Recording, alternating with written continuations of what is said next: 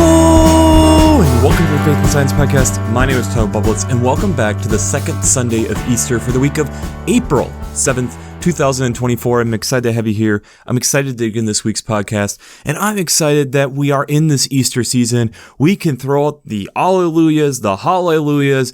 We can bring that all out, and it's just an exciting time of year as we are entering into the beginning of this Eastern journey that we have for the next 7 total Sundays, and then we have the day of Pentecost. But we're in this for a while, and it's so exciting. It's so fun. It's this moment of doubt and belief at the same time, which is so relatable to our own lives.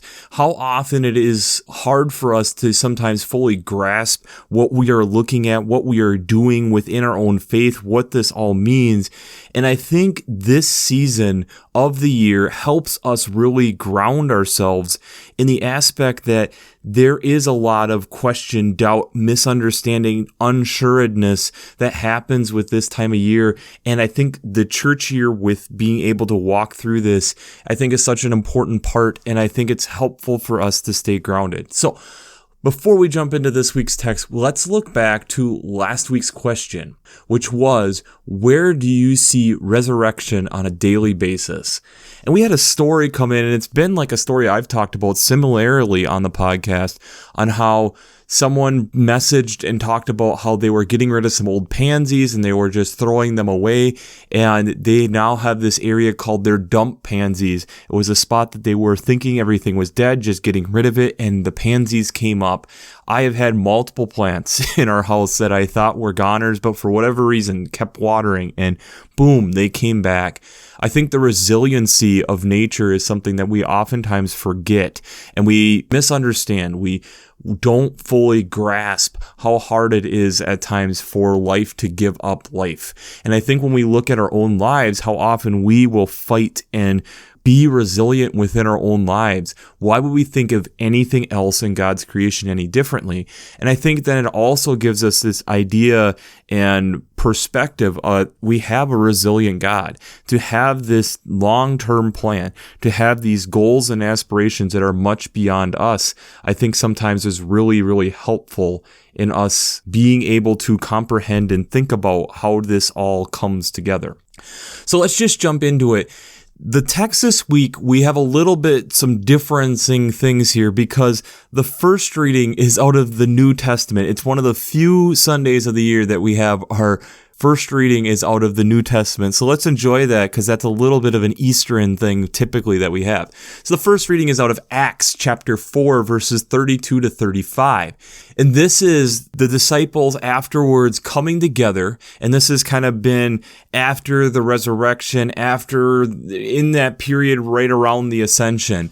The whole group of disciples, not just the initial 12, are gathered together and all being of one heart, all being looking for the common good. They are gathering together the different things that are needed and selling possessions to make sure that the things are taken care of and they're laying them at the apostles' feet as they are needed, making sure that the community is well taken care of, is basically what we have in Acts 4.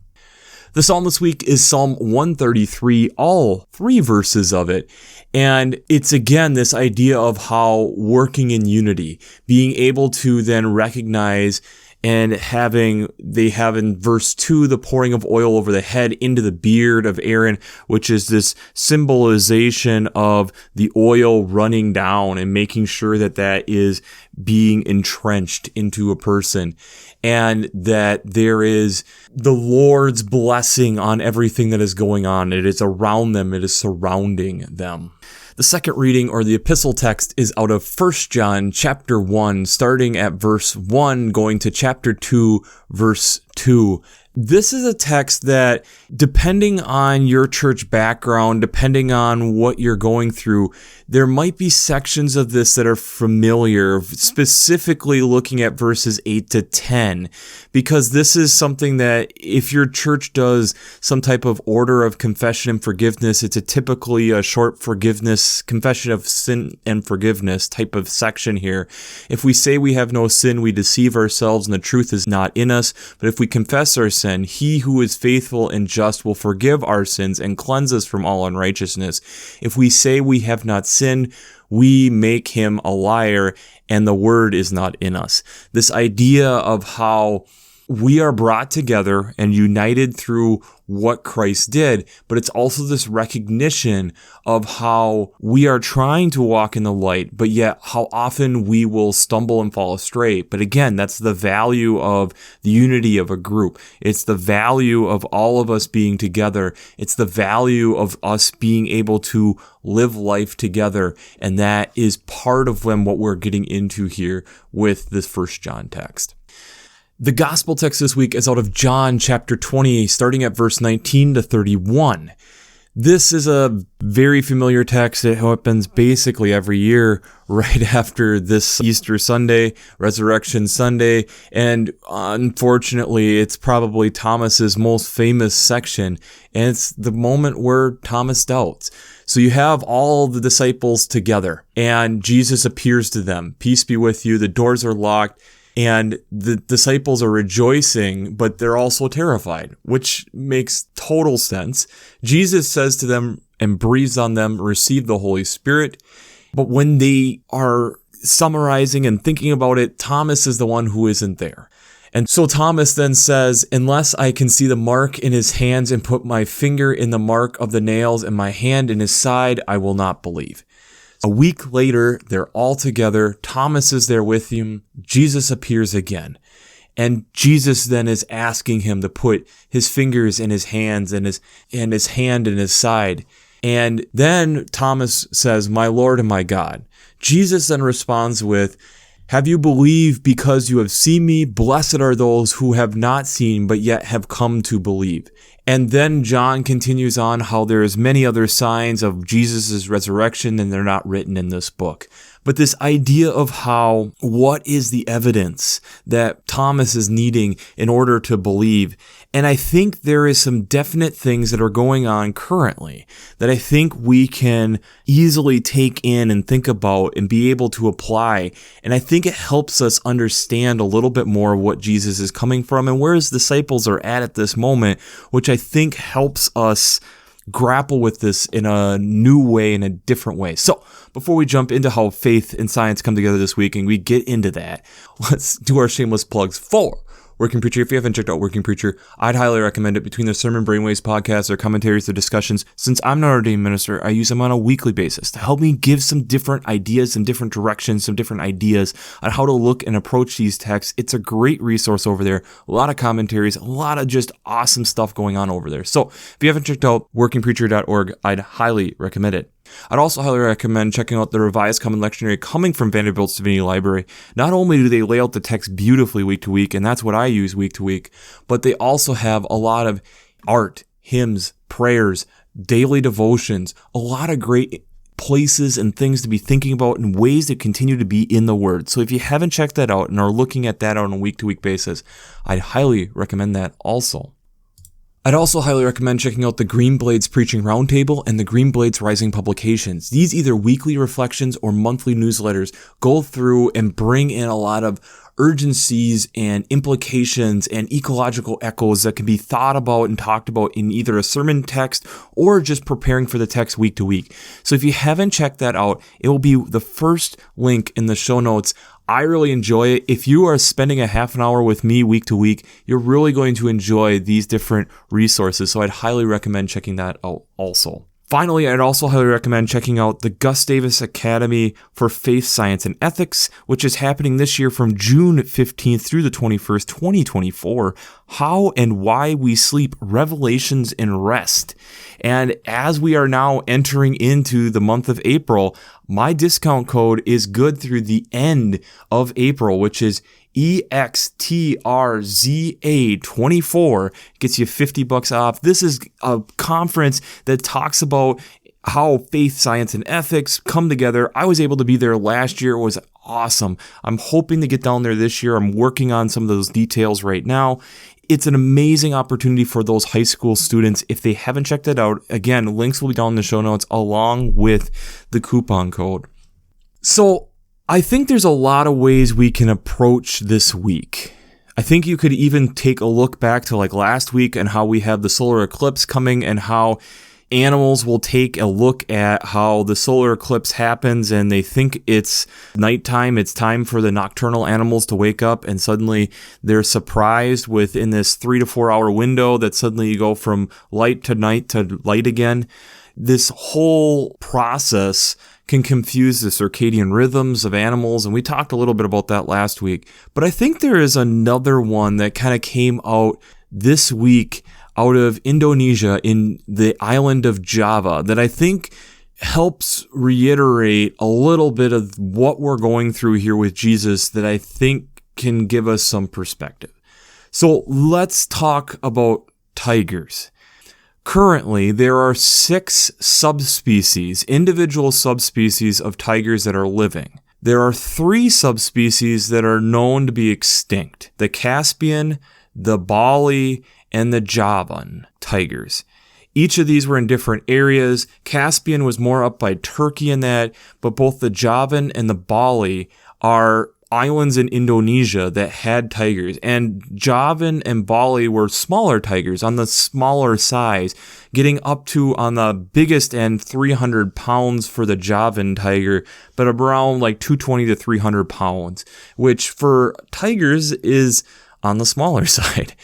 But as we have had people continue to move into these areas, there's been obviously different problems. In the 17th century, talked about colonists coming into these areas and how tigers were typically looking for, and there was bountiful prey, but human interaction with tigers was an issue, and there was a lot of deaths each year coming from tigers. And so thus it kind of opened up this idea of hunting tigers, along with bringing in these European models of farming from the Netherlands that was clearing land and thus also doing some habitat degradation for tigers and for their prey, which makes it again harder and harder for these tigers. What kind of happened is as we roll into the 20th century, the tigers then were starting to move further and further south on this island to where they had this more preserve, this nature reserve. And the last, what could be confirmed, quote, sighting, which was just tracks of the Javan tiger, was in 1976. So in the early 1980s, it was deemed extinct. The question is how do we know when something technically is extinct? And that's one of the things that is kind of being discussed at a lot of different levels. We've talked about it some here on the podcast. We've talked about the ivory-billed woodpecker. Is it that the land and their habitat has degraded so much that these now populations are just super small in super niche areas where people just aren't? Or have they truly passed away? It's hard for us to fully know with some of these creatures, especially if they were somewhat elusive to begin with. This has kind of been a continued thing that continues to go on. And when you take in Animal Planet shows like Extinct or Alive, which we know has some reality TV elements, at what point is it reality and at what point are they pushing our understanding of what is reality?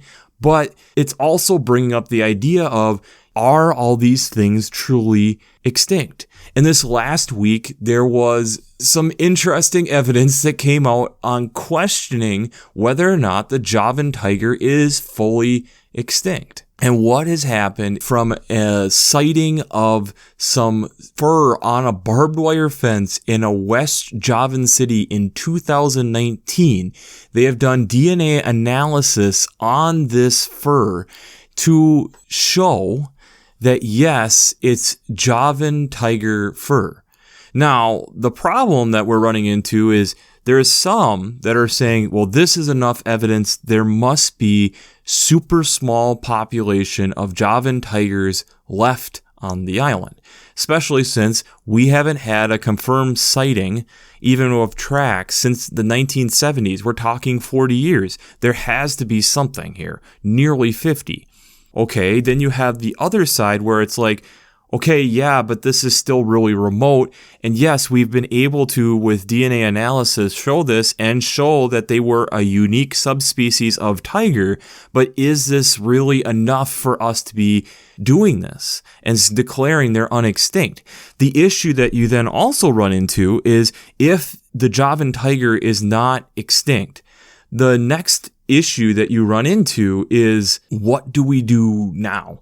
How do we have a conservation plan for these? We haven't seen them. We haven't studied them. How do we figure out what we do next? You have to have some type of conservation plan. And when we haven't seen these animals in decades, how do we even know what we need to be able to do? What are they doing? How are they adapting to their habitat and conservation? And what do we then do about what their prey has been? Since a lot of these places have also been affected by this, it leads to a huge trickle effect. And this isn't just unique to the Javan tiger. There has also been some rumblings of things similar with the Tasmanian tiger of Australia, which was a marsupial, which again, as then Europeans, mostly then from the UK, came in, brought in farming techniques, brought in dogs and other mammals, it pushed them into different areas. And now there is people who have stated they've seen them, but again, the evidence is kind of sparse potentially. Is it enough? There hasn't been necessarily a true photograph or something that has come through. But again, with having AI and different things, people then are even questioning, is a photograph a photograph? Is this enough evidence? And then the aspect of, there is some people who are saying in certain remote spots in Western Australia, in mountainous regions that are hard for people to get to, that there has been some guides and different things who have seen them, who have claimed to see them. There's been certain people who've claimed, even decent biologists, but they haven't been able to get enough evidence, but they've said that they've seen them.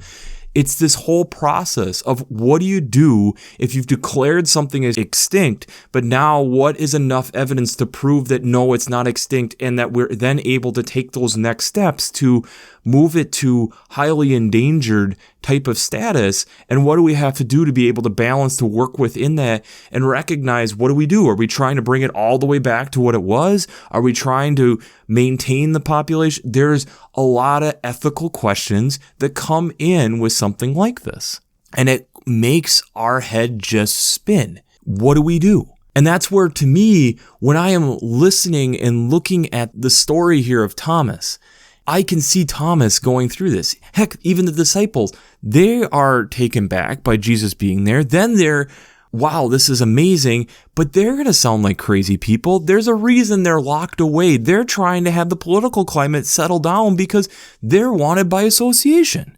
And to suddenly have where Jesus is then appearing, they're going to have a hard time going out and just saying, we've seen Jesus, he's risen, so much for killing him. You're going to sound like a crazy person. And at what point are you going to you're going to have to physically show them? But when Jesus is appearing and disappearing, how are you going to be able to do that? What is this whole process?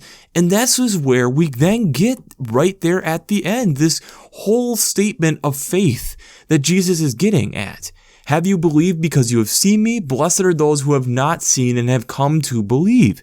This is the difficult thing with how sometimes we even do science, but how we even do faith. Faith, there is this understanding that I can only understand and grasp so much. And at some point, I have to take this leap of faith to be able to just say, I can't fully understand it. I can't fully grasp it, but I'm going to believe this thing. I'm going to take the stance that Jesus did happen and Jesus did die and Jesus did rise for my sake and what Jesus said. And I'm taking that leap of faith. There is enough there for me. But again, like every individual, there is a differing amount of what is needed for them to believe. When we're looking at speciation and looking at our different tiger species that we have not physically seen in person and at a confirmed sighting of, even though there has been reports of tiger attacks on the Javan island or in Java, or having unconfirmed sightings of tigers, we haven't had a confirmed thing where people can agree that yes, this happened in almost 50 years. But what is enough evidence to say, okay, there are here, and then what does that mean? Because now you have whole, like we talked about, conservation efforts and things to be considering and thinking about. At what point do you believe along that scale? Not everybody's going to come to believe at the same moment. And I can understand scientists, people love trying to cling on and hold on to things. And I can understand as a scientist where, okay, cool, you have a hair on a barbed wire fence that came back as this. I would want to see a little bit more potentially than just that. Who knows? Maybe someone had an old tiger rug or something and they shook it out and it got caught, or I don't know. There's plenty of weird things, but it's also very happenstantial that you find some and it's able to come back where, yes, it's a Javan tiger. We haven't had them on the island in nearly 50 years. What do we do about this? And I think that's right where the disciples are at.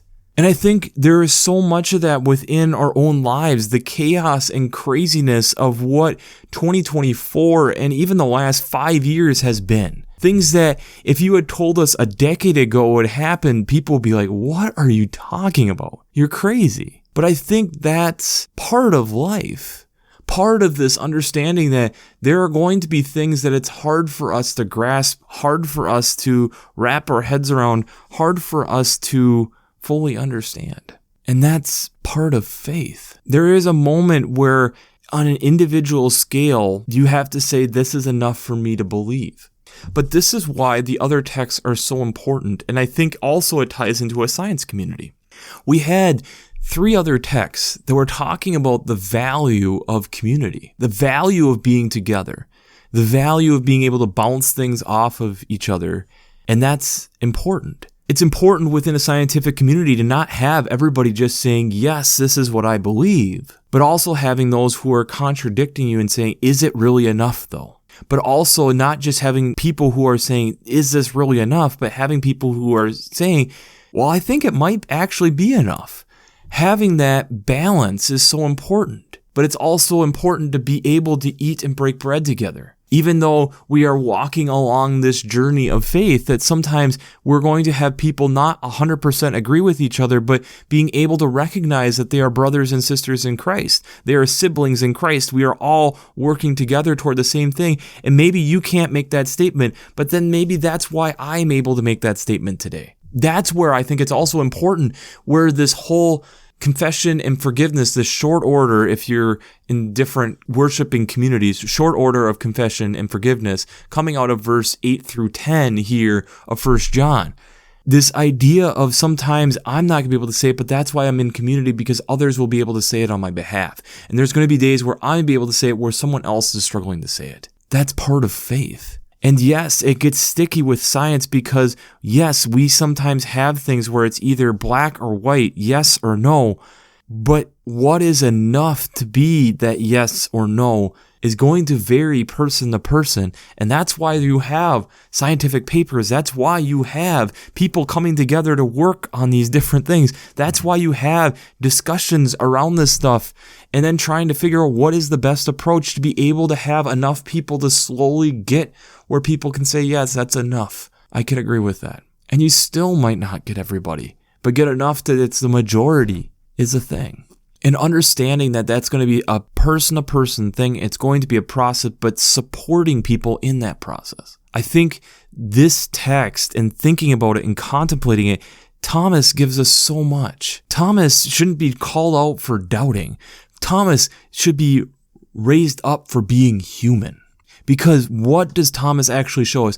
Thomas shows it is okay for us to be human and to question and have wonder why and is this enough? Just as we are going through with various different species, is this enough to declare it unextinct? I don't know. I have video footage of this other leopard, but it's coming from Animal Planet and they aren't giving enough information. Is this really a thing? There is a lot of question and that's okay. That's part of the process.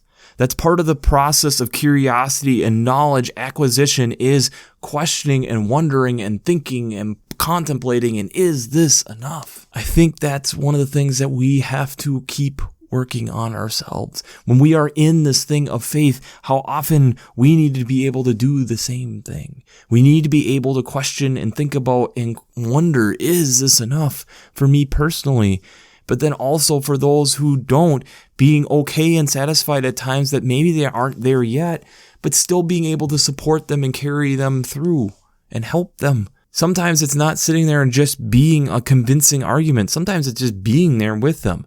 Let your love and care be that thing that helps carry them. Do we see in this whole argument and thing that the disciples then ridiculed and cast out Thomas because he doubted? No. They understand how hard this would be to grapple with, to get their head around. So what do? They accept where Thomas is at and say, be around us, spend some time with us, and maybe it'll happen again. Maybe we'll have enough evidence to be able to show you that. So the question I have for you this week is, where are you currently grappling with faith? Where are you currently grappling with faith? I think when we look at scientific communities, that's the best thing about it, is even when you think you have figured something out, we've talked about this time and time again, it leads to more questions. It leads to things to be thinking about, contemplating, considering, to be able to potentially think about, contemplate, bring together in a new way, constantly trying to figure out new questions, new answers, new things to try to be understanding, being critical in a good way. I think these are all valid things to be thinking about and contemplating. And if we aren't doing that within our own faith, what are we actually doing? If we aren't doing that within a community, what are we actually doing? We're not growing then. There has to be some type of struggle at times with our own faith. There has to be moments where we're wrestling with things, because if we aren't, how do we grow? Life is resilient, like we talked about in the question from last week, but also being resilient means that you need to be able to fight and work hard and wrestle with life. And so, yes, right now, the Javan tiger, is it extinct? Huge question mark. I don't know. I'm assuming most of you on the other end of this don't know. We'll keep an eye peeled to it. It's exciting to potentially have it happening. I don't know for me when there will be enough evidence where I can say, yep, I'm all in. But I will say, for me personally, even just having fur on a barbed wire fence, from the little bits and pieces that I'm seeing, that's optimistic. That's definitely greater than 0% possibility for me. And actually, that's decently high, because how else would it have gotten there? But that's me. That's from my background. That's from my scientific background and my understanding. I've listened to other people who are like, it's back, baby. Javan tiger is all the way back. And I'm not there yet. And that's okay. But I think that's, again, the value of what we're talking about here. This is the value of Thomas, showing that it is okay for us not to all be just immediately on board. And I think this wrestling and grappling with the faith is so important, and especially in a world in which we're in today, I think it shows that we don't always have to have split reaction, understanding, and immediately make opinions. Sometimes it takes some time, and it is okay to also change your opinion over time as well. Because Thomas obviously changes his own opinion. And I think in the world in which we're in, moving faster and faster and faster, these are things for us to be contemplating and considering that can be very helpful for us to be able to understand the true revelation of Jesus rising from the dead, doing something completely unexpected. Do we have some of these extinct species that we have cast aside for decades that maybe are still alive in remnant populations? Possibly. Does that potentially give us the opportunity to work with other professionals to figure out how do we explore these possibilities in an unintrusive way, and maybe they be able to figure out if they are still around, how do we conserve them? Yeah. Is that exciting? Yes. Is that part of what the resurrection is all about? I would argue yes. I would argue that it's the revelation of us being able to go and explore and find what is new. Because we've become a new creation through what Christ has done for us. So go and explore and figure out what that means. And if God created and it's still around when we thought it was gone, then why wouldn't we maybe send select few to try to reduce the amount of damage to the environment that they're in, if they're that protected, conserve our small population? But it's also exciting to potentially see what else is out there and what can we find. So go out and explore, because you never know what you're going to find. So, we'll wrap this up as we always do. I pray God blesses you through your faith and amazes you through science.